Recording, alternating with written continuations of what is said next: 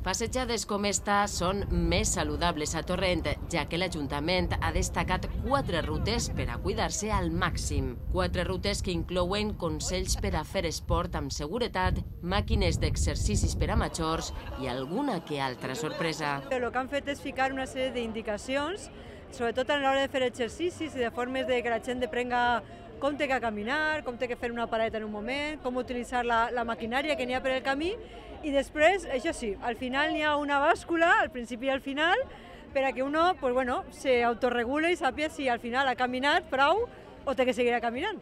Precisament esta bàscula ha sigut l'element de la ruta saludable més transitat per als usuaris. Tots han volgut pesar-se ací a la bàscula per a veure si han complit després de caminar.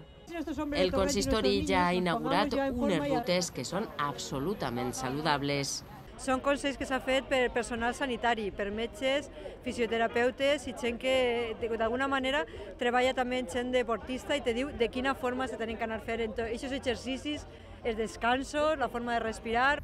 Els veïns de Torrent que acostumen a caminar com a esport estan encantats amb la iniciativa.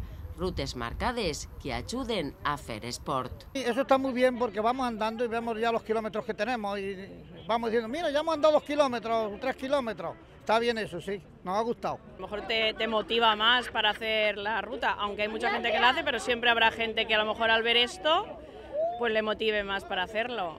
I així, pas a pas, Torrent es posa en forma i els seus veïns també.